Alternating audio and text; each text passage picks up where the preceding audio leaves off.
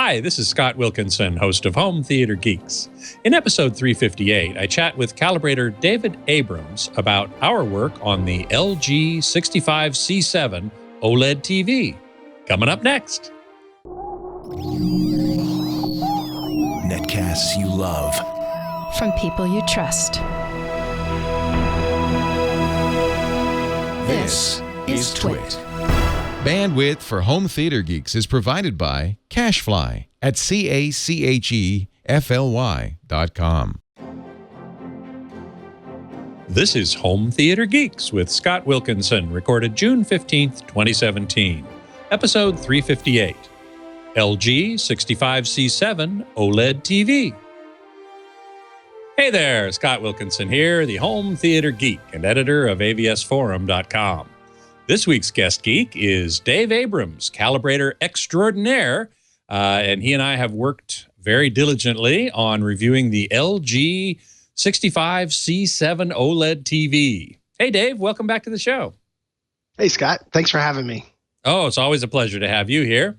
We're going to dig deep into this OLED TV today, but before we do, I want to make sure that those who are watching live at live.twit.tv can get into the chat room there or at irc.twit.tv, and you can post questions for us as we go, and I'll pass along as many as I can. It always helps if you put my name, my screen name, Scott Wilkinson, all one word, no dots or dashes, somewhere in the message, because then it shows up in a different color on my screen, and I can see it more easily.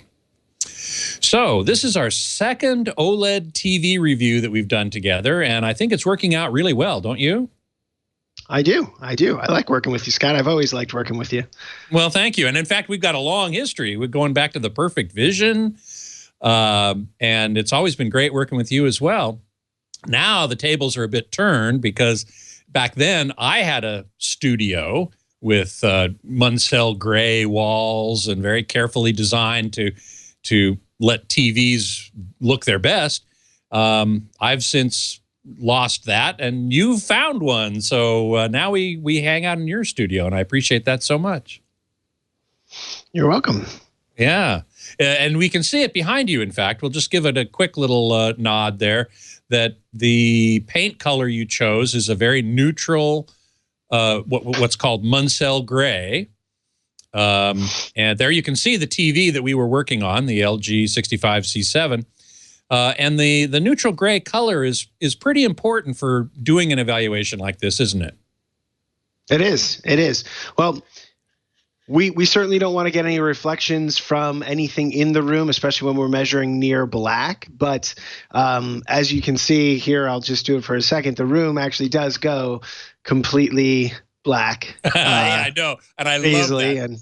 Yep. And then you can just kind of click it back to where you are, right from the desk. So yeah, it's beautiful to be able to not only make the room completely dark, but to also not have to worry about anything coming from the TV reflecting back on the TV that might not be neutral. Right, exactly right. And I should also point out that the lights that you have in that room are D65. They are, in fact, the neutral color of white that we look for and aim for during calibration of TVs, which is, you know, it's the same thing it's the same thing I do. It's a little geeky, but I totally applaud you for it because it's exactly what I would do and have done in the past. So it's a great environment for looking at TVs. And today we're going to talk about the LG 65C7. It's the C7 series comes in a 65 and a 55. There's also the B7, which is essentially the same thing, but specifically for big box retailers like Costco and places like that. C7 is more widely available. And then you can step up to the E7, the G7, and the W7 finally. And you increase in price there. And the interesting thing to me is that all of those lines use exactly the same OLED panel, the actual glass that's in there, and the same video processing. So really the only difference is in the cosmetics, you know, the bezel, the cabinet, and so on. The W7 is wallpaper thin. And in a few other features, mostly in the sound system. But otherwise, the menus are the same. The performance is the same. So I thought, and I think, Dave, you thought as well, why don't we take a look at the least expensive one that is still widely available? You don't have to go to a big box store to get it. And since it's about the same as the B7 anyway, then, why not look at the least expensive one, right? Absolutely. And we figured with Home Theater Geeks, most of us geeks are going to have an outboard audio system. So even though you can upgrade to an E series or a G series that might have a sound bar or better audio quality, we figured, well, us home theater enthusiasts, we're going to have a receiver, we're going to have a surround sound system. We really only care about the picture quality. Exactly. And that's certainly how I feel about it. Even if you put a sound bar onto this thing, add a sound bar to it, that's going to be better than the internal TV sound system. We're also going to spend some time, I think, talking a little bit of comparing the LG to the Sony A1E, which you and I looked at it in a previous episode of Home Theater Geeks. And there's some interesting comparisons, I think, to make here. Another point to make at the very top is that LG and Sony, in fact, recently, as of less than a week ago, reduced the prices on all of these TVs. So the LG 65-inch went down $1,000 to $3,500, and the Sony went down $500 to $5,000. So the Sony is more expensive, and we'll get into that later about is it worth it. But it's important to note that the OLED TVs, which are generally more expensive than LCDs to begin with, have come down in price, as they normally do. I mean, geez, when the first OLEDs came out, they were really expensive, and they've come down really fast. LG in particular is very aggressive with its pricing. So they're now, more affordable than they were a week ago. So this is a good thing. I didn't even know that, Scott. So you just taught me something. I thought it was still $5,500. Yeah, exactly. I found that out, by the way. I have to give credit to David Katzmeyer at CNET. I found an article by him just a couple days ago that outlined how much these OLEDs had been reduced. The 55-inch of the C7 went down $700 to $2,500 retail. So if you want to get a slightly smaller one, you can do that and save even more money. All right, so let's start by talking a little bit about the features of this TV. Of course, it's 4K or UHD. I generally use both those terms because they're not exactly accurate, but they're so often used interchangeably. They aren't exactly equal. What's your feeling about that, Dave? Do you call this UHD? Do you call it 4K? Do you not care? Well, I actually care quite a bit, but it is. Technically speaking, we would call it we'd call it 2160p, right? So we had 1080p, and now we'd call it 2160p if we want to stay consistent. But when I hear in the industry, at least in the production and post-production industry, when people say 4K, we're usually referring to HD content that's at a higher resolution. And what I mean by that is content that's shot with a higher resolution camera, but formatted for HD TV, right? So HD color, Rec 709 color, Rec 709 gamma, Rec 709 characteristics, but it does have more detail. Then we sort of moved into this, we started to move into Ultra HD, which was the 4K, and on top of 4K, we had Rec 2020 color. We had a wider color gamut. We had the similar gamma. We had BT1886 gamma that we use in Rec 709, but we had the higher resolution. We had higher color depth. We had a higher bit depth, right? So Ultra HD content should be 10 or 12 bit instead of the SDR HD content that we often see at 8-bit. Always see it 8-bit. Always see it 8-bit in the consumer space, yes. Yeah. And then we have, right, the next flavor of Ultra HD, which is Ultra HD with HDR or Dolby Vision, right? So we Right. kind of get into we start to move from higher resolution HD color content, then higher resolution with higher bit depth, higher color capability, more color capability, and then moving into that plus high dynamic range. So there's a lot of flavors, and I'd most likely just say the TV is an Ultra HD TV because that's what it kind of all is geared around. And you might say, oh, it's Ultra HD with Dolby Vision and HDR. Right, exactly. And then that's the other key feature, I think, here is that it is HDR capable. It can accept both HDR10, which is the open standard, and Dolby Vision, which is proprietary to Dolby, but is often considered better because it uses something called dynamic metadata. HDR10 uses what's called static metadata, and that means that there's only one piece of data that says what is the brightest highlight or the brightest light level that was used to master this content, the entire content, be it a movie or a TV show or whatever, and what is the average over the entire content. Whereas Dolby Vision says, what is the peak brightness and the average brightness of each scene, all the way down to each frame if you want. And that really does result in a better image. Wouldn't you agree? I do agree. Yes. I like the Dolby Vision format quite a bit. Yep. Quite a bit. I like HDR as well. I mean, hey, you know, they're all better than what we've been watching. But yes, but they certainly are. Yeah, but I do like the Dolby Vision capability quite a bit. And you look at Dolby Vision content, it just has that next level of polish to it. Yeah. And the good thing about the LG C7 that we reviewed is that it can accept and deal with both of those. It's also going to get the other two flavors of HDR in a firmware update. Those are called HLG, Hybrid Log Gamma, and another HDR format from Technicolor.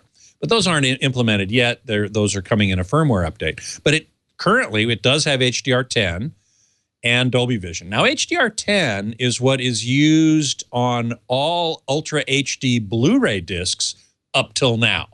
We're about to start seeing a few discs come out with Dolby Vision, but they'll also be backward compatible to HDR10, so there's no problem there. The good news is that the LG TV can do both. And one of the most interesting features, I think, of this TV with regard to high dynamic range is that if it gets an HDR10 signal with this static metadata that I mentioned, it will actually analyze the images and generate its own dynamic metadata. Technically, it's not metadata, but it's close enough, and I'm just going to call it that. And applies it to an incoming signal that doesn't have dynamic metadata, that is HDR10. And I think that is really cool. And I, in fact, when I did my watching of real content, was able to see the difference between that and HDR10 by itself, which we looked at on the Sony. Now, the Sony A1E will have Dolby Vision in a firmware update, but at the moment, it only has HDR10. And so that's the way we calibrated it, and the way you calibrated it, the way I looked at it with content. And I found that HDR10 content on the LG looked somewhat better because of this dynamic data that it inserts into the signal. So we're going to get to that a little bit later. Let's see, other interesting features. Well, they've improved it a lot since last year. Let's talk about that a little bit. You had a lot of experience with last year's LG OLEDs, which were the B6, the C6, the E6, and the G6. So it had a 6, right? 2016. Now in the 2017s, the number is 7. So tell us a little bit about your experience with last year's models compared to this year's models. So, well, first off, Scott, I really liked last year's models. As you know, I bought one and I had one here in the lab for most of the year that we were playing around with and doing a lot of testing on. Great sets, but there's always room for improvement, right? There's always a reason why we need to come out with a new model every year. And LG certainly spent their time doing a lot of improvements from last year to this year. One of the big things we saw that Sony, of course, has implemented on their version, which is the ability to do a higher amount of light output where you fill the entire screen.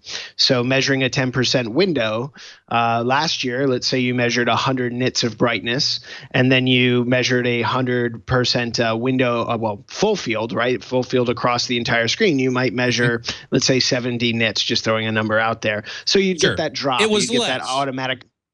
It was less. You'd get, a lot of people refer to it as the automatic brightness limiter, ABL, but you'd get less for whatever reason, from an engineering standpoint. Now this year, LG can go up to about 150 nits full screen before that kicks in now. So you can actually go significantly brighter and not have this set auto dim when you go to a full screen white picture or pattern for that. So that's a huge improvement for us, because especially in post-production when you're mastering content and people are using that here in Hollywood as a client review monitor, something they're reviewing with, when an explosion happens, you don't want to see the set dim down. You want to see the set maintain its brightness. And so that has been significantly improved. Again, on both the Sony and the LG, you start getting into HDR, and it's going to do it, because when you're hitting 600 or 700 nits, it's going to have to do it. It won't go higher than 150 nits. So hopefully year over year, they'll improve that. But that was a big thing we liked. The other thing that you and I talked about, and I know last year you and I spent a lot of time on my B6 with together, the CMS system, the color management system, is actually significantly improved. Not even a little bit. It's like night and day improved. Yeah. So they definitely in fact, it went from don't use it to use it. It improves things. Exactly. So you and I had spent a lot of time last year, I know, playing with it and then measuring saturation sweeps and color checkers and trying to see, what is this doing throughout the color gamut, and how's it mapping when you make these adjustments? And we got to the point where we said, just adjusting color and tint and leaving it and not touching CMS was the better result. But today we spent a bunch of time with the CMS, and it actually works pretty well. Again, there's always room for improvement, but you can actually use the CMS and get significantly better results throughout. And I know we'll take a look at some of those charts a little later today, but that was another thing that we were really impressed to see that they have coming along. They've also added 20-point grayscale to HDR. So now, I'm sorry, I should take it back. They added the 2-point grayscale, I believe, to HDR. Right. You only had yes. Only had the 20-point last year. And so any change you want to do, you'd have to start by just going through the whole thing, right? Take a little red out of the entire range because you want to take a little red out of your grayscale, or add a little green through the entire range. You have to go through 20 points just to do it. But now you can actually go to the 2-point, and you can adjust your bias and your gain, and basically get yourself a lot closer without having to touch that 20 points. So they've added that into the menu, which was a very welcomed thing. I'm trying to think what else, Scott. Was there something else that we really saw a big improvement on? I think they improved the shadow detail, for example, the way the set comes out of black. So as we know, OLED TVs can produce essentially perfect blacks, just super deep, really black. LCDs have a really hard time with that. They don't get as deep. On the other hand, LCDs get brighter, much brighter than OLEDs can. So it's a trade-off. You have to either decide what's more important, deeper black or brighter highlights. I myself choose deeper blacks. That's how I roll, and that's what I want. But as you slowly come out of black, as there are very dark elements and slightly less dark elements, and slowly things come out of black. In the 2016 models, there was a lot of pixelation, and the detail in those dark parts you couldn't see very well. That's been improved, I think, significantly this year.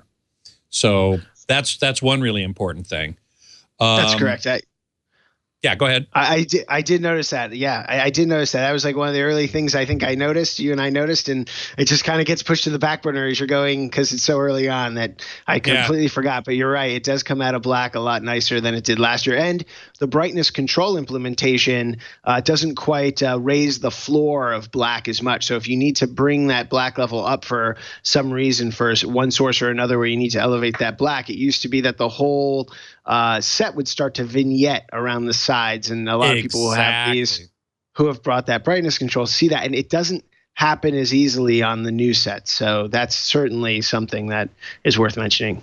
The one thing that isn't in the 2017s that is in the 2016s is 3D.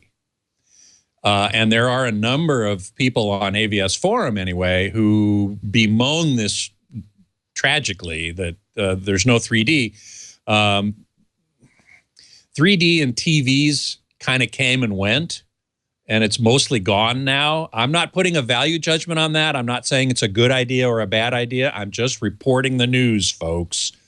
And the truth is that 3D is gone this year from not only LG, but Vizio. I don't remember if Sony still has it. Maybe somebody in the chat room can tell me about that. But it is disappearing, and LG it's just not there anymore. I don't know how important that is to you, Dave. 3D. It's not that important to me, and you know, don't send me hate mail.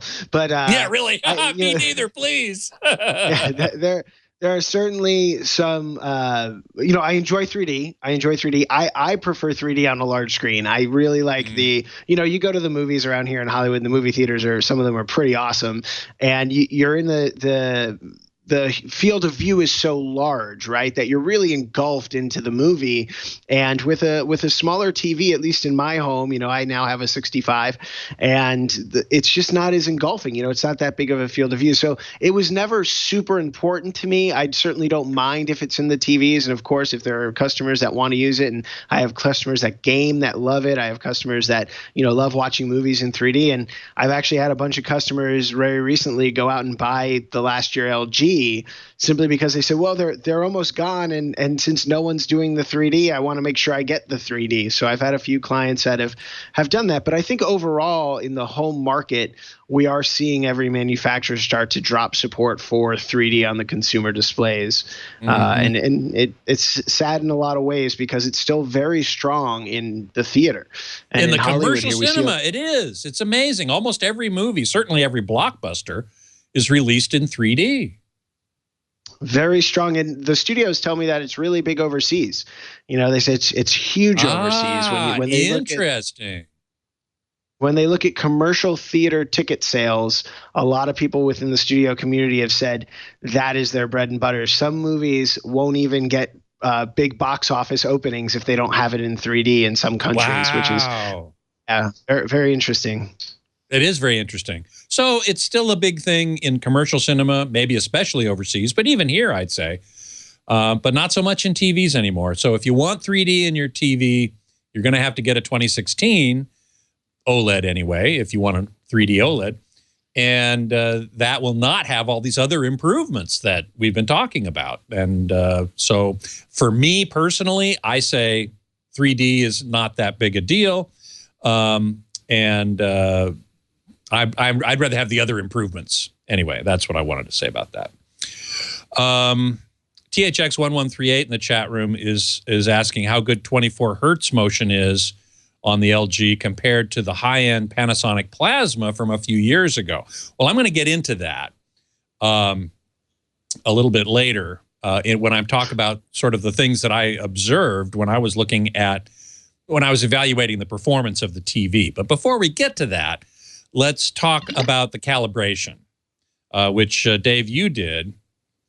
Let's just take a look at some of the results that you got. First of all, the pre-calibration. I asked you to take measurements of the best picture mode out of the box. So you get the TV, you bring it home, you take it out of the box.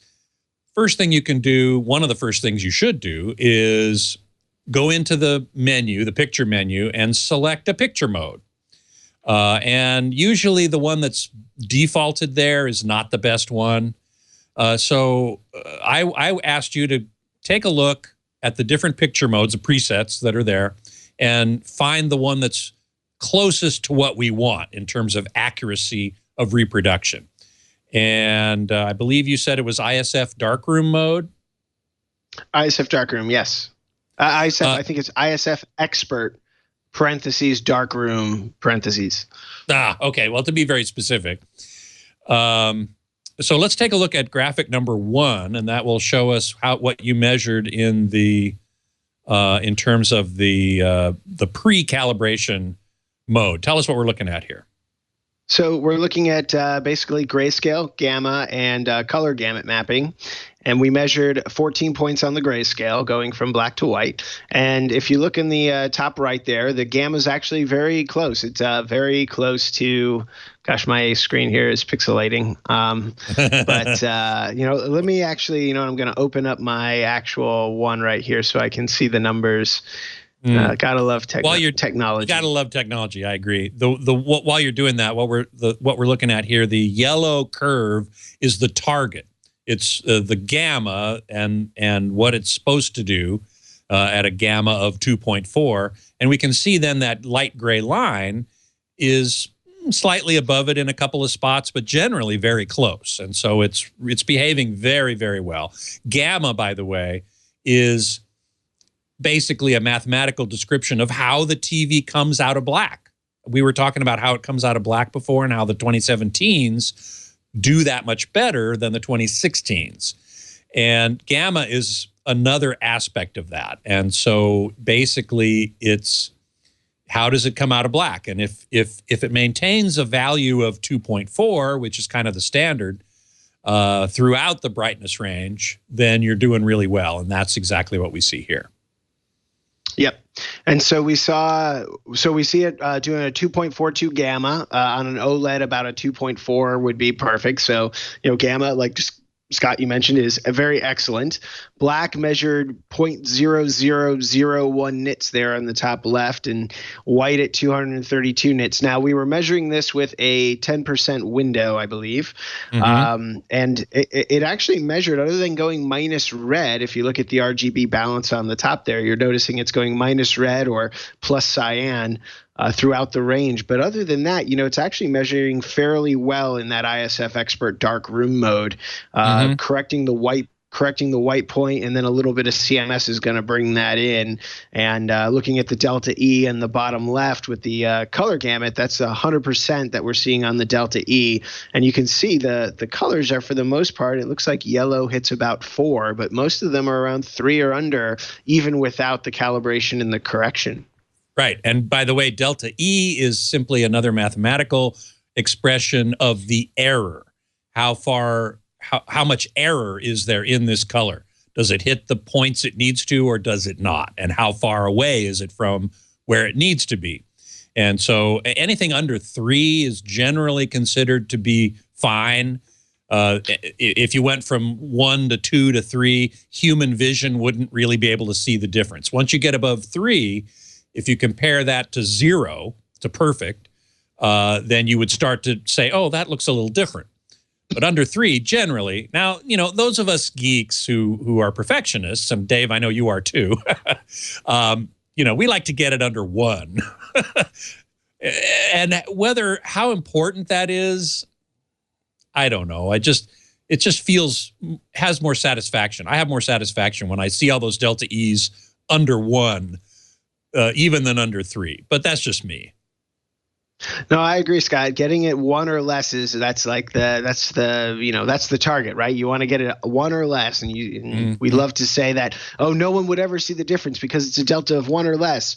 But you got to be careful, and any calibrators listening, they know what I'm talking about. You got to be careful not to chase the number at the expense of ruining your image processing, right? You can do so much correction that you start getting artifacts in your image itself, and then even though the numbers might measure right, you might look and you might see some posterization or some image artifacts that are coming in from doing too much correction and too much image processing to your display. Yep. And this is particularly true with the CMS, the color management system. which, as you said, last year was so bad that even doing a little bit in there would make things look really pretty bad. And this year, you can actually tweak it and make things look better in real content as well as measurements, which we're going to see in a minute. Let's take a look at number 2, and this is the color checker function. By the way, we should mention that all of these screens are from SpectraCal's CalMan calibration software, which is the standard that most calibrators use. I use it, you use it, most people I know use it. The meter you were using, tell us about the equipment that you were using for these calibrations. So on these calibrations, I was using the colorimetry research meters. They make a pair of meters, and I wish I had my pair here. I actually just have the CR100 behind me, but they are, one is a spectral radiometer, so you can actually measure the light spectrum and not have to worry about a reference file to for calibration. And then the other one is a colorimeter, which is super fast and accurate near low light. But if it's not optimized for the display spectral power distribution, then you can get errors in and of itself. So what we do is we take the colorimetry CR250 and we profile the CR100, which is the colorimeter, with it to basically build a calibration offset for the monitor we're reading with the spectroradiometer. And then we do most of the measurements with the CR100, periodically checking back to the CR250 to make sure they're not out of alignment with one another, which every now and then, you know, something can happen. It's weird. I haven't gotten to the bottom of all of it, but maybe your meter moves a little bit and you have a polarized screen, and just moving the meter a little bit shows you're slightly different or something, you know, so you have to be very careful. Not on the LG, though. Again, it doesn't have 3D, so we don't have a polarized screen. Right.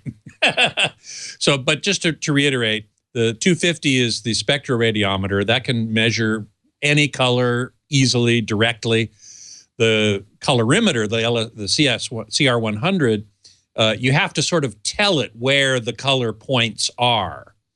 And that's what this profiling process is. Once you do that for a given TV or display, then the colorimeter can be used, and it's much faster and perfectly accurate as long as it knows where the TV's colors are. And once you do that, aside from a couple of little quick tests and checks, the colorimeter works a lot faster and a lot better. So let's see. Then let's take a look then at number 2. Again, graphic number 2. I sort of jumped the gun on that one. Tell us what we're looking at here. So we're looking at a CalMan color checker chart here. And basically it is a chart that picks a number. I think it's based on the Graytag Macbeth color chart. And it picks a bunch of colors that are known in nature, that are very common in nature throughout the color gamut, so that we can get an idea of how is the color gamut mapping. One of the things years ago, and I think it's a lot less of an issue now, is that reviewers and calibrators, you know, anyone would measure red, green, blue, yellow, cyan, and magenta at 100% saturation, and we would say that's how it calibrates, right? So we would try to adjust the CMS system, a color management system, to get it accurate just at those outer points that you see where red, green, blue, yellow, cyan, magenta are at the edge of the triangle there. Unfortunately, though, that doesn't really tell us what's happening inside the triangle. And so the color checker is actually an excellent way to see how that color gamut mapping is working throughout the range of colors.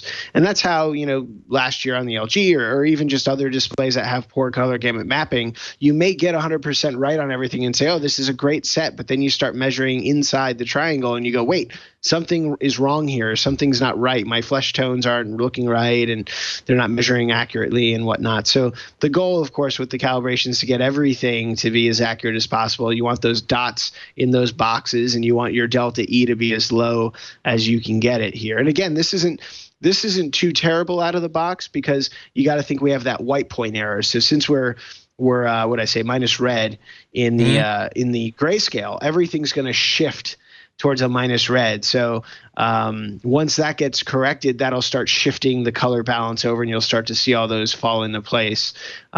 You know, and of course that's on the next few pages. Exactly.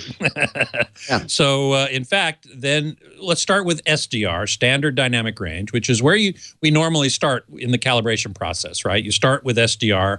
I mean, that's what we've had for the last 50 years plus.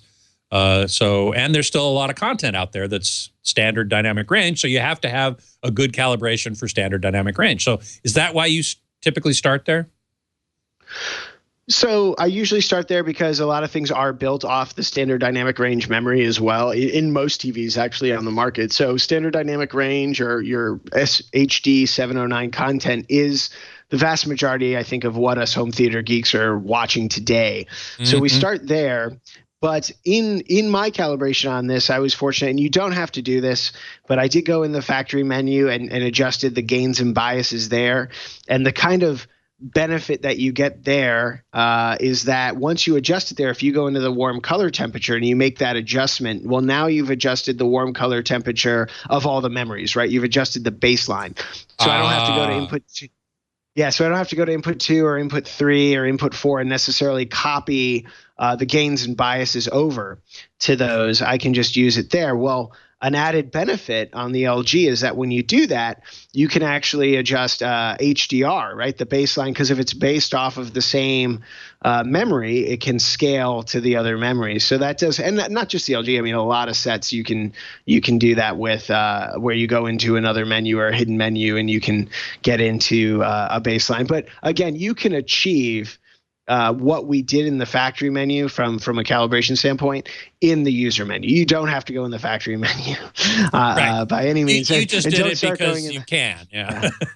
We just did it because we could, and we figured to make it easier. And if you're plugging, when you come over, Scott, if you're plugging in sources of different inputs, I didn't want to have to spend all day copying them over. Yeah. Thank you very much. I appreciate that. Yeah. That's very good. All right, so let's take a look at the calibrated standard dynamic range. That's graphic number 3. And man, oh man, that looks better. So again, sort of like the Sony A1E, this grayscale, this 14-point grayscale here, is only with a 2-point. So we use the gain and the bias. You only used a 2-point calibration, which is to say that you corrected red, green, and blue as needed at 2 different brightness levels. And I believe probably 30 and 80%, right? Yes. I think I did 30 and 90 when I was doing it. Right. But you totally can do 80. You know, 100% you can do 80, and you'd probably get a similar result there. And if you look again, this is sort of, we as calibrators, you love that manufacturers, LG is putting it in there. Sony has a 10-point grayscale in there. Samsung has a 10-point white balance, and I think actually maybe even a 20-point white balance now in some of their models. And, a lot of manufacturers are starting to put that in there. And it's really nice if you need to fine-tune your gamma, or you need to fine-tune some issue with grayscale tracking. But on a well-engineered set, a well-designed set, you shouldn't really need that 20-point, especially in standard dynamic range, because, it's matured. We've been working in this for years and years and years, and HD's been out since the 90s, late 90s, and and so image processing surrounded that has really matured. So on a set like the LG that is well engineered, you're able to get our max delta E here at 0.85 and our grayscale average delta E at 0.53 with an average gamma of 2.39 at 102.6 nits. So we're getting basically broadcast quality grayscale gamma tracking there. Throughout that range. And again, you set your brightness, your contrast, your gamma, your target gamma, and the LG has a beautiful menu that we wish more manufacturers would use that says 2.2, 2.4, BT 1886. So you know what gamma you're choosing when they're labeled correctly. They're labeled. There's no 0 and 1 and 2. And what does 1 mean? What's gamma 1? Is it linear? If it's linear, it's going to look terrible. Yeah. Exactly. So I do like that LG does that. And so, this came out really, really nice, fairly easly. Now, the colorimetry is interesting because you did the measurements both with the CMS, the color management system, engaged and not engaged. And I think that was really interesting to see how much the CMS improved, or would it improve the colorimetry or not. And these are the graphics 4 through 7. So we'll take a look at number 4 first, which I believe is the colorimetry without CMS. Yes, without the CMS correction. So basically, we calibrated the set. Color and tint is set properly, and grayscale, gamma is all set properly. And then we measured this color sweep, right? This color gamut sweep at 25% saturations. And you'll notice that our delta E, our max delta E, is 3.12, and our average is 1.68. So it's not terrible. It's not terrible. I mean, this is pretty good. Is it perfect? No, it's not perfect, but it's pretty good. And you'll notice that they line up on the axis. So when you look at red going across 25%, 50%, 75%, it's not curving any weird way. It's not really clipping out. It's a little oversaturating the red like we saw in the Sony, but it is pretty much in line there. And last year, with last year's set, we kind of had to leave it sort of at this to get a really quality image. Once we started messing with this, we started to cause issues with other colors in the color gamut that weren't ideal. But this year, if we go to the next slide, we can take a look at how what much happens better when the CMS is used. Let's zoom back. Let's zoom back out here, and we can take a look at the delta E at the bottom right, and that has gotten better. Yeah, you'll notice, it's gotten better. Our max delta E now is a 1.62, and our average is a 0.99. So our average delta E on the 25% sweeps has gotten under that target 1 with just the colors. It looks like a little bit of blue, a little bit of cyan that's kind of peaking throughout still just a little bit, but it's excellent. It's excellent. Again, 1.62, barely noticeable, and only noticeable probably to very specific people that have a very good eye. All right, and we took a look at the color checker as well, without and with. So let's take a look at the next slide, and that is the color checker without. Yes, so the color checker without, again, this is without the CMS correction now. Right. Again, a color max of 3.5 with an average of 1.53. Again, not very bad. Not very bad. 10 years ago, we'd be like, oh my gosh, this is amazing. Yeah. But of course, But now we get so picky, right? Because HD has matured and we can get it very close to perfect. Right. So again, if we look at the next one, we'll see what happens with the CMS correction engaged. Exactly. Notice. So go ahead. It's gotten that average. I think you were just going to say, Scott, it's gotten that average delta E down to 0.99, and it's got a peak of 3.02. And it looks like there was the shade of brown I was trying to get. It looks like a brown over there towards the right side. And I was trying to get that without throwing other things out, and it seemed to peak just a little bit. And I think I looked at my Sony report, and I had a little peak there too, but it wasn't quite as bad. But again, this is excellent. I mean, this is tracking just about right about where the Sony A1E is tracking after you do the CMS with the LG. Right, exactly. So things so far in SDR, standard dynamic range, were looking fantastic. Let's take a look next at what happened in HDR, high dynamic range, which you calibrated basically for HDR10. We're going to talk about Dolby Vision in a minute. But first of all, when I look at this is post-calibration in high dynamic range, which you did, I believe, in 2-point, right? With not 20-point.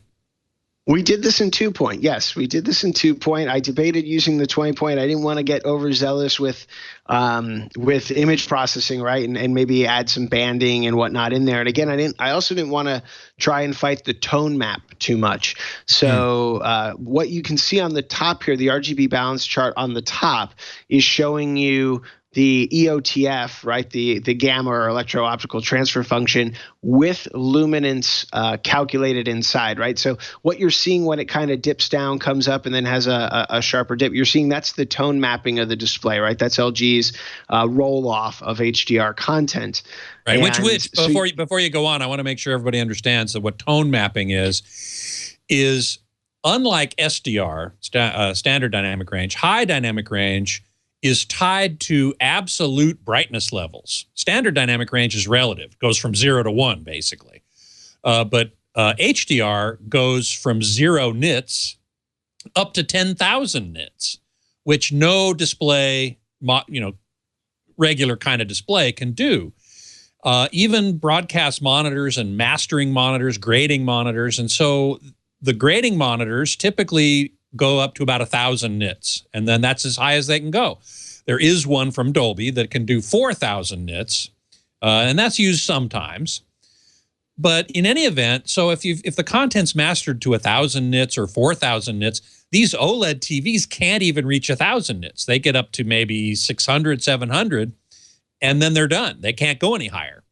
So what they do is they employ a process called tone mapping, which basically lets the brightness get higher and higher and higher until it starts reaching the capabilities of that particular display, and then they start rolling off. And anything higher than the maximum that it can do isn't going to go any higher. It's going to still be at that brightness. So that's called tone mapping. And it's different on each TV because each TV has different high peak brightness capabilities.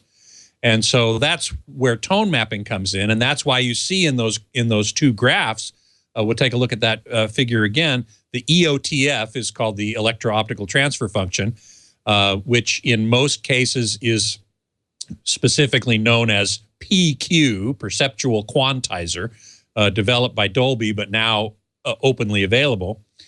And the luminance graph below the EOTF, you can see how the luminance rises and rises and rises, and then has to cut off at a little over 600 in this case. And how does it roll off? And we can see the yellow lines are the target, the light gray lines are what you actually measured, and you can see it rolling off. And that is the process of tone mapping. You can also see it at 70% with that sharp little peak, little dip there in the upper Rgb balance. I was going to ask you, Dave, the lower Rgb balance does not look super tight, and yet it's really not very far apart. I think we're only zoomed into this graph so that it looks worse than it actually is, right? Yeah, so if you look at the scale on the left side, you're seeing a difference of plus or minus 100 to 102 or 198, right? So we're pretty much within about a plus or minus 2 range there in between. And so it's really close overall, but it does look worse than it is because that graph is auto scaling. If you look at the delta E though to the left of that, you'll notice that our delta E's, again, we're averaging about a 1.32 and a max of 2.55. And keep in mind, like where you see that at 70%, where it is 2.55, if you take a look at that, on the top chart with the tone map, you'll notice at 70%, that's where the most aggressive part of the tone mapping is. So what you're noticing is more of the error in the luminance, right, in the tone mapping, because CalMan doesn't have a target for what the tone map is. So it's going by a perfect display. It says, okay, this needs to be this and this needs to equal that. A needs to equal A and B needs to equal B. But if B is being rolled off to C, it doesn't know that. So when it sees a little bit of that luminance error, that just becomes part of the error of the delta E. And as a calibrator, you got to be very careful when you're calibrating HDR sets that you can't turn the tone mapping off, because you may find yourself trying to correct for the tone map. If you're trying to get those delta E's low, you may say, oh, I'm going to go to 70%. I'm now going to bring up my red, green, and blue to increase luminance there and bring that up, but it's not supposed to be up. So now you're bringing it up to fight what's happening in the image processing, and you can start to get banding, contouring, quantization, that kind of stuff will start to come into play in your image, because you're fighting, you're fighting image processing, which is where we kind of want to steer clear from. And so, when you look at the grayscale, and if you look at the numbers below, a lot of them in that chart below, 3122, 330, like at 70, where the largest error is, it's 3134, 3307, which is very, very, very tight in terms of red, green, blue, maybe a little bit more blue there, right, as we can see. But in terms of luminance, that's where that 2.55 error is coming in there. Certainly not from the color balance. Now you've said to me I'm sorry, go ahead, please. I was going to say, this is excellent. I love what LG is doing here because I've seen a lot of sets, and I think other people out there that have looked at a lot of HDR sets, we see aggressive roll-offs, especially in 2016 from many manufacturers. Just very aggressive roll-offs, starting to roll off at 300 nits or 400 nits. Even on a 1,000 nit display, they might start rolling off at 300 nits, and you're going, wow, you're starting to roll off so low, and it takes away from like how impressive HDR is, I think, because you can tell it's not as punchy, it's not as contrasty, it doesn't have those highlights because it's already rolling off very early on. And what LG is doing here is a more shallow roll off, and it's doing it more towards the end of it instead of in the very beginning of it. Now, you mentioned to me the idea of perhaps taking calibration measurements without taking the luminance into effect. So basically, as you're getting brighter and brighter and brighter, and the LG is an excellent example, it's all working fine. It's all working fine. When you start getting towards the peak brightness limit of the TV, it starts rolling off. It starts doing this tone mapping. And then after that, the colorimetry, the color measurements have this error, because the CalMan, the calibration software, just thinks it's just going to keep going, but it can't. And so it starts measuring errors. And so you've said to me on more than one occasion that you're wondering if it might not be a good idea to maybe do calibrations or at least measurements without the tone mapping. Not that you would ever watch TV without the tone mapping on, but tell us what your thinking is behind this idea of maybe doing calibrations without tone mapping. So if you were able to do the calibration without the tone mapping turned on, theoretically you could try to track a perfect EOTF, right, a sub-DPQ electro-optical transfer function, and you could not have to worry about increasing your luminance against what the tone mapping is. So you could say, oh, I'm a little low at 70%. Let me crank my luminance up at 70%, but I'm not now fighting what's supposed to be low at 70%, which would give you more accuracy and more reliability in your calibration throughout the process.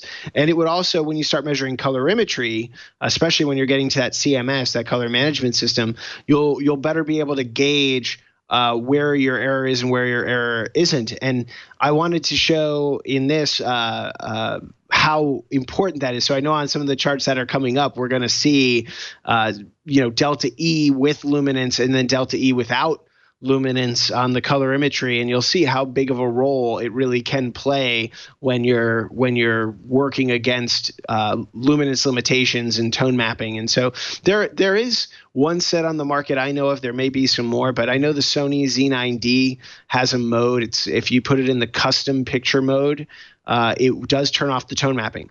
So you can actually go in custom and measure and see how it's doing and kind of get your calibration where you want, and then apply that, grayscale and stuff to the Cinema Pro mode. And then, that'll have your tone mapping, which is how you want to watch it at home with tone mapping. But at least you can get an idea of, how's this doing without it, right? How good can I get this knowing I'm not fighting against the tone map? But if you do that, wouldn't you then, and then you apply the tone mapping after the calibration, wouldn't that potentially cause some of the problems you were mentioning earlier, posterization, banding, that sort of thing? In theory, it shouldn't, because you would still see, like if you were to remeasure, let's say we could turn off the tone mapping on the LG and we calibrate it. Okay, we turn off the tone mapping and we calibrate it. Then we turn the tone mapping on. We're still going to see that grayscale luminance that we just looked at, where it kind of curves in at 70. You're still going to see that now. You're not trying to fix it. You're just trying to balance that out to where it's supposed to be. And then they're going to add it. So you'll still have error when you go back and measure it. You're still going to have the similar errors that the tone mapping's put in, but again, it's supposed to be there. And that's what's confusing, because as calibrators, we would do SDR, whether it was 480i standard definition or high definition, there wasn't I'm fighting against anything except maybe a dynamic backlight that was, getting brighter as you're trying to track gamma, and you're like, no, stay where you are, But that was easy to turn off in most cases. You could go into the menu and say, turn off dynamic contrast, and then it wouldn't do it. And I agree with you. That's exactly what you want to do when you're calibrating. Exactly. And so that's sort of what we want for the tone mapping. We want a mode like turning off that dynamic backlight where you can say, I'm turning off my tone mapping. I'm going to see how good I can get this per the specification. And in CalMan, when you measure, like, let's say you're measuring an 800 nit display, well, it bases it off 800 nits. So it's not doing the math based off 4,000 nits. If you mastered content, let's say you had gosh, tip my tongue, Scott. We probably have it sitting back here, but Mad Max, one of those. Mad Max was mastered at 4,000. 4,000 nits, right? So you have Mad Max mastered at 4,000 nits, and you're watching it on, let's say, a 700 nit display, and you're getting some tone mapping there. So, and the higher the mastering, the more roll off you're going to need, right? So it's going to be more aggressive than something at 1,000 nits. If something's mastered at 1,000 nits, it doesn't have to be as aggressive with its roll off. But when you use CalMan, if the display has no tone mapping on and it measures 700 nits, it calculates the EOTF, it calculates where the saturation should be, even in luminance, based on saying, well, 100 is 700 nits. So now you can actually say, okay, it's all relative to itself, optimize it, and then add your tone mapping to roll off for what it can't do. Coulda Woulda in the chat room's asking an interesting question. Why doesn't the industry create two HDR standard levels, HDR low and high, for example, one being easy to achieve in a 400 nit range or 600 nit range, and the other being a premium of much higher? You have any thoughts on that? So the system was sort of designed for that in some ways, right?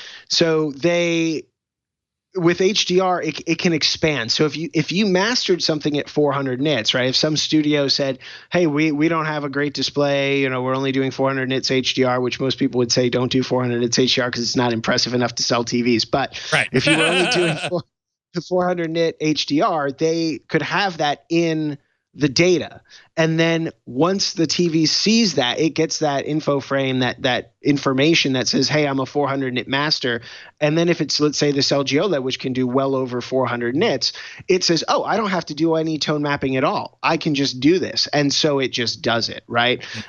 So that would sort of be your low. But it's at that same time, it's not going over that 400 nits. So you're not utilizing the display 100%. You're not utilizing its capabilities.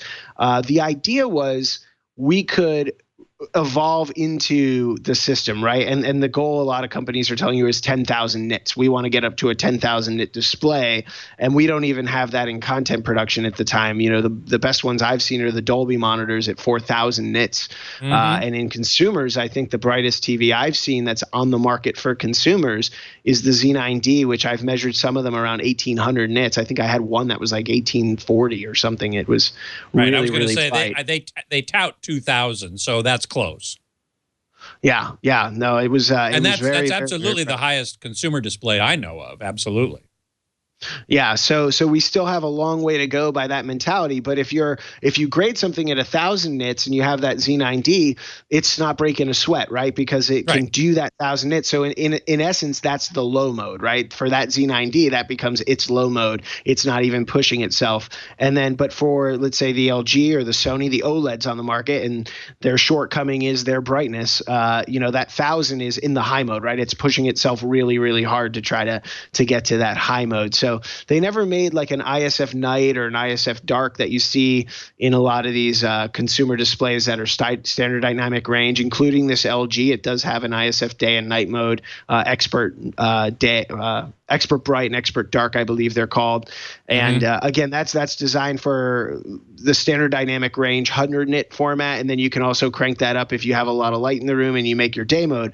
But with HDR, since the whole point is to get as bright as you possibly can, they never really made a night and a day mode simply because the goal is to be bright.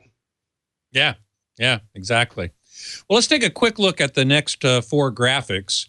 to show what allowing the software to take into account luminance error in the high end versus not taking luminance error into the high end. So taking a look at the next one, which is number 9, give us a quick rundown of what we're looking at here. So the large triangle in the top right, you'll notice that the squares are not going all the way out to 2020, right? The highlighted triangle would be 2020, Rec 2020 color, and none of the TVs we've measured in consumer, and even most of the post-production ones, don't even get close to that. So what we're measuring here is P3. What you're seeing the squares at are the P3 targets within 2020, which is what most displays are capable or very close to capable of doing today. And so that's what we wanted to target here, just to show something realistic, because it would just fall short of 2020. I think, Scott, we did that with the Sony as well. I don't think we were targeting 2020. So that gives you an idea of what we're measuring, and it looks pretty much in line. You know, it looks very good. But if you notice our delta E on the left, we've got a 10.33 max, and we've got a 4.97 average. And, you know, we said to ourselves, I said to myself, I said, maybe, it looks like our X and Ys are really, really good, but we're still getting this delta E. And if you look at the center, we have delta H, which is our hue. We have delta C, which is our color saturation. Those have auto-scaled to plus or minus 4. So those aren't too far out. But if you look at delta L, we have a scale which of is plus luminance. Or minus. Yes, luminance. We're looking at plus or minus 20. So our error there seems to be predominantly on that luminance. So we said, well, we know we have some tone mapping going on because the color points look like they're hitting pretty good, and the saturation and hue don't look terribly far off. So what I did is I just removed from the delta E chart the luminance error. So I said, calculate delta E, but do not use the luminance. Ignore the luminance. And I think our next chart has that there. Let's see if maybe we can bring. Yeah, there it is. And again, we want to look only at the lower right, and we want to notice that the scale has shifted. It looks like it might be more error compared to the last one, but the scale has shifted. The top of this chart is only 3 now. I think it was 5 or 10 in the previous one. In fact, if we can go back to the previous one, just take a quick look here. There we go. The Delta E2000. That chart goes up to 15, and we have errors up to 10 in the high end. But if we go to the next one now, those errors are now all under 3. Yes. If we look at the Delta E2000 on the one without the luminance, we are noticing that they're all under 2. It looks like they're all under 2, with red at 25%, having the largest error probably at something like 1.8 or 1.9 or something in there. But you see they drop way down. So we've taken out that tone map, and now we've been able to more accurately see what the delta is doing, at least on color. Again, ideally, if we could turn off tone mapping, we could then say, oh, okay, we have this little bit of error here. How can we compensate for that? And the other thing I can do, and one of the things I'm playing around with, is trying to really find out the right saturation level, luminance level, to measure throughout the chart. In CalMan, you can change your luminance. I think we're measuring 50% right now on this. So when we measure the 25% saturation, 50% saturation, 75% saturation, the luminance of those is at 50%. So it's not super high, but we're still seeing these changes in the error. And so there may be some experimenting, Scott, we can do for like future reviews where we try to maybe improve what we can do against tone mapping, the fight against tone mapping. By the way, I should mention, Dave just talked about saturation and luminance. Those are 2 different aspects of color. Saturation is basically how close to the edge of the triangle are you, is the color point. Luminance is how bright is it. So that's kind of a third dimension, an axis that comes in and out of that triangular shape that we just saw. And just quickly looking at 11 and 12, we'll see the same issue. Here it is with taking luminance into consideration on the color checker, which, as you said, has a bunch of different colors inside the triangle to see how they work. And then the next one shows it without the luminance, taking luminance into consideration, and the errors go way down, except for at the very top. At the very top. And so this color checker is doing 2020, Rec 2020. So you'll notice there are those squares right at the top. We put those squares. We thought it'd be interesting to be able to see this. Basically, you're seeing where it clips out. You're seeing basically the limitation of the green, the red, and the blue on that triangle, and how far they can actually go versus 2020. That's why you're seeing that large error right at the end, because it simply cannot hit Rec 2020. And one of the reasons we put it on the color checker is you usually do your work as a calibrator. You're going to adjust on the CMS page. You're not going to really adjust on the color checker page. You're going to more measure as a reference. So we have most of our targets on the inside of that chart, and then you just kind of get to see the end. The other thing we added here real quick, I know we're probably running out of time, but we put Delta E ICTCP. So what we've used in the industry for a long time is just standard Delta E, and that's evolved over the years with the latest version, I think, being Delta E 2000, which is the chart to the left of the one we're zooming in on right now. But Delta E ICTCP was developed by Dolby, and it was supposedly designed to show us a more accurate representation, basically an improvement on Delta E 2000 when geared towards high dynamic range. So it does weight different luminance levels differently based on the amount of error that they believe human perception will see. So the standard observer, how different will this be? It does affect near black a little bit, and even white, as you'll see on the chart. You'll notice peak white is a little bit lower. It's actually pretty close to perfect on the Delta ICTCP, but it's not quite as perfect on the Delta E2000. So the industry hasn't really shifted to Delta EICTCP yet. It is something that is coming, and people are starting to experiment with, like myself, and I'm starting to do a lot of work where I'm looking at both charts now to gauge how accurate is this display given the old model and the new model. And you'll really see it at 100% saturation. You'll notice that it's quite a bit different in terms of the error. Exactly. Josh, if you could zoom back to the triangle, to the color, the CIE color chart on that last one. I just wanted to point out, make sure everybody saw this because it's kind of cool.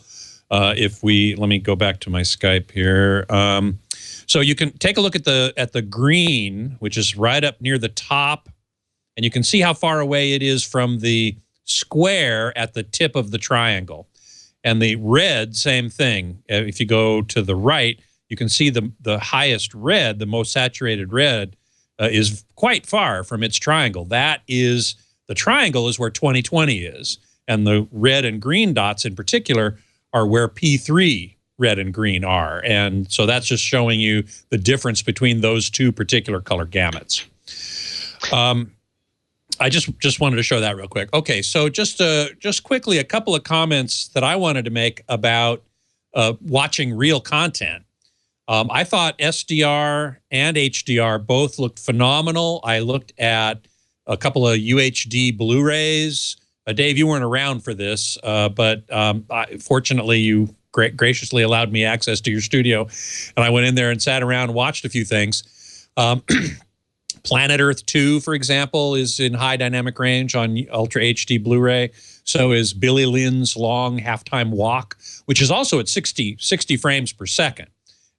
Which looks just phenomenal. In both cases, the HDR, the high dynamic range, was really, really good, with lots of detail in the dark scenes and in the bright scenes and in scenes that combine both bright and dark. You know, in standard dynamic range, if you're inside, if you're shooting inside in a room and there's a window looking out to the outside world, what's in the window, typically, if it's a bright day outside, it's totally washed out. Totally washed out. But here you can see both. You can see what's the detail of what's outside. In the case of Billy Lynn, there's some great scenes inside of his house where you can see the detail in the house. It's much dimmer. And there's an open door behind him. And you can see all the detail in the open door. Beautiful. Just beautiful. And I also looked at a couple of Dolby Vision titles from Netflix, and they looked phenomenal. And when I got to regular Blu-ray, I had to say, man, it just looks a little dull. And I must admit, I had just been looking at high dynamic range content, and then I moved to standard dynamic range, and the TV did a really great job of automatically switching to what it needed to be. And it just looked slightly dull. And that's due mostly to the direct comparison of looking at one, then looking at the other. I did try this thing called HDR Effect, which is a picture mode, another picture mode that basically adds HDR to SDR content. And I thought it looked a little garish. I mean, it was interesting. It certainly made it brighter. Didn't add a lot of shadow detail, though, to dark things that didn't have a lot of shadow detail to begin with. I'm thinking particularly of the movie Baraka, which is on Blu-ray. And there's this one scene I remember of whirling dervishes, and they're dancing around, but they have before they start whirling, they have black robes on, and there's not a lot of shadow detail in those black robes, and there still wasn't after applying this HDR effect. So you were able to get brighter, but you still don't see a lot of shadow detail. So I would probably not use it ultimately for watching Blu-ray. I think that if I didn't have that direct A-B comparison, I would not have complained about Blu-ray. But looking at them one right after the other, I sort of said, oh, yeah, Blu-ray, as good as it is just a little duller, as it would be, you know, because it only reaches a peak of 100 nits and doesn't have all the stuff that HDR has. So I just wanted to point that out as watching some actual content and seeing, you know, the effect of HDR and how much better it really is. There's no denying it. One thing I want to mention before we go, Dave, is the fact that on the LG, you could calibrate for standard dynamic range. You could calibrate separately for high dynamic range, HDR10, and also separately for Dolby Vision. And the TV would automatically choose the calibration depending upon what signal it got. Whereas on the Sony, you can't do that, can you? You can't do that, no. So the Sony will auto switch, but it won't switch the grayscale, as we talked about in the review of that. So that is a definite solid pro for tech geeks like us, where, hey, I can calibrate my SDR, my HDR, my Dolby Vision, and then no matter what content's getting on that input, it's just going to go to the right mode, right? That the information is going to say I'm Dolby Vision and it goes to the Dolby Vision memory, or I'm HDR and it goes to the HDR memory. But with Dolby Vision, one of the reasons we don't have calibration reports for that is because you're not actually calibrating Dolby Vision as you typically would on these in the past, or on many displays, I should say, in the past. So you need to basically make the measurements for the Dolby image processor. So you have to tell it what the display is doing, and then the processor calculates the Dolby calibration automatically. Unfortunately, it's not something that a typical consumer is going to be able to do. We were lucky, you and I were lucky enough to have an engineer come from LG, show us the process, and walk through that and get it calibrated so we could watch some Dolby Vision content. What we're being told is CalMan 2017 from SpectraCal will have that integration, that Dolby config file, and you'll be able to make those measurements and then load the Dolby config file into the LG to optimize for Dolby Vision, and that should be coming out hopefully very, very, very soon from the guys at SpectraCal. Yeah, who are great, and they do a wonderful job with this calibration software, CalMan, and I'm really looking forward to when that happens.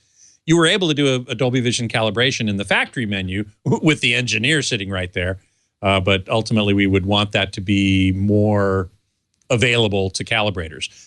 Not to end users particularly, except super geeks like us, but because it is a little tricky. But, you know, I mean, that's what we're talking about here on this show. We're all geeks on this bus, right? That's right. Okay, so the final question then is, given all that we've talked about, and given that the C7 is 65C7 is $3,500 list, and the 65A1E from Sony is $5,000 list, which would you prefer? That's a really, really tough question. So there's a couple things I do like about the Sony in terms of shallow ramps, right? There's less banding in the shallow ramps, but the LG does go a little bit brighter, especially in SDR, 150 nits versus about 100 nits on the Sony before you start to have ABL kicking in on SDR content. I did buy a Sony. And I bought it right when they came out because it is a great set. And I'll tell you this. I don't like the angle. I do not like that kickstand, and I would probably return it if I wasn't going to wall mount it shortly. You know, we're doing some work at the condo. We're going to wall mount that thing, and it's going to be flat. So I'm very happy with the Sony purchase, but I'll tell you, for the money and for what you get from LG, and if you were not going to mount it, I would say LG all the way, simply because it sits straight. It's a great value.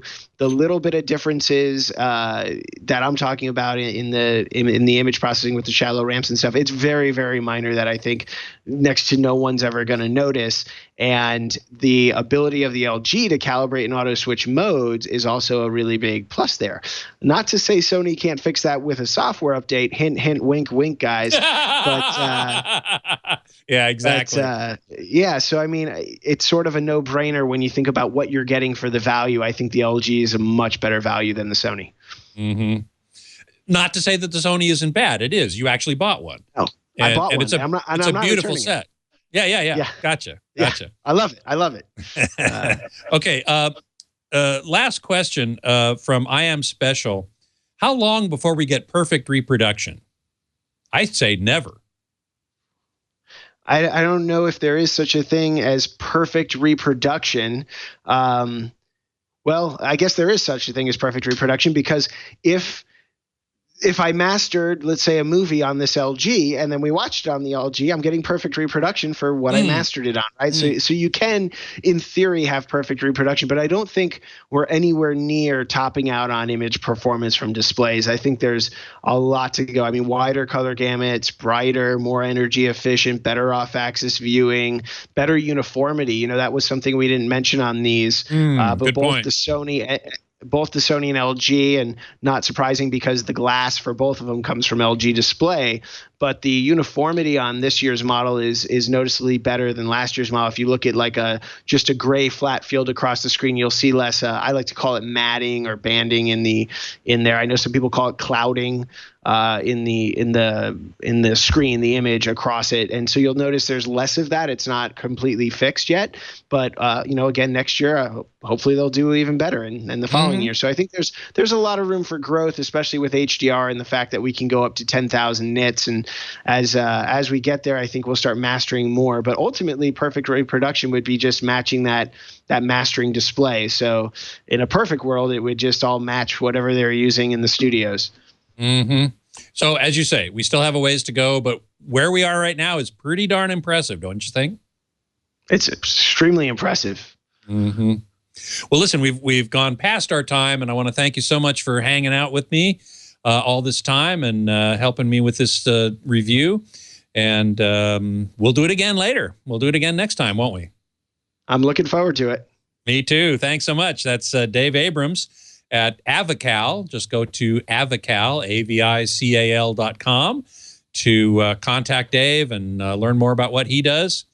You can always find me, of course, at avsforum.com. You can email me at scott@twit.tv, and you can follow me on Twitter at avsforum.